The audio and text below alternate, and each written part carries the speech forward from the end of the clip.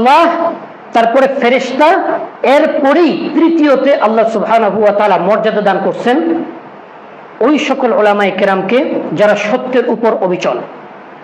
এরা হচ্ছে হক্কানি আলেম, আল্লাহ এবং ফেরেশতাদের পরেই যাদের স্থান।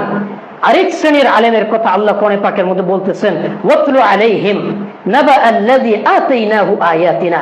হে নবী, তাদের কথাও আপনি বলে দিন, উম্মতকে জানিয়ে দিন, যাদেরকে আমি আমার আয়াত দিয়েছিলাম, কোরআনের ইলম হাদিসের ইলম দিয়েছিলাম, ফানসালাখা মিনহা, কিন্তু তারা তাদের কোরআন এবং হাদিসের ইলম থেকে পদচ্যুত হয়েছে, বিচ্ছিন্ন হয়ে গেছে।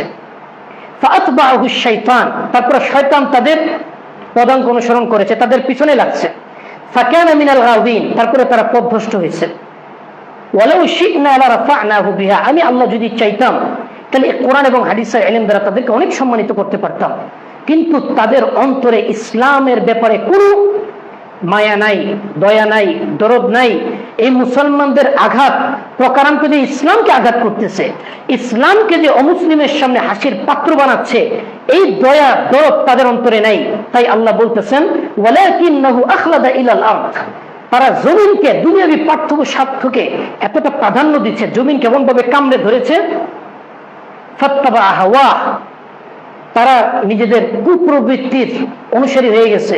ফামাতালুহু কামাতালিল কালব, তাদের উদাহরণ হচ্ছে কুকুরের মতো।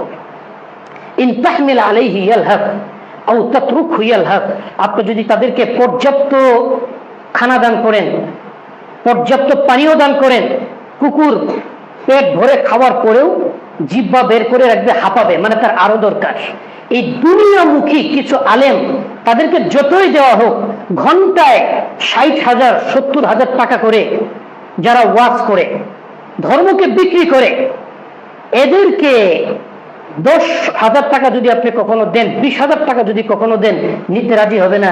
তাদের 60-70ও পেট ভরে না, আরো লাগে, আরো লাগে, আরো লাগে। এই কথাটি আল্লাহ কোরআনে পাকের মধ্যে বলে দিচ্ছেন, সেই কুকুরের মতো যাকে যতই খাওয়ানো হোক জিহ্বা ঝুলে থাকবে, হাঁপাতে থাকবে, আরো খাদ্য তার প্রয়োজন হবে।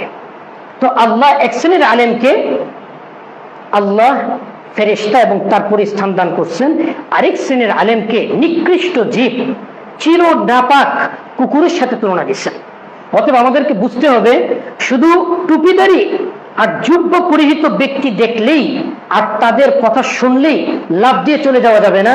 দেখতে হবে তারা কি তৃতীয় শ্রেণীর না কুকুর শ্রেণীর।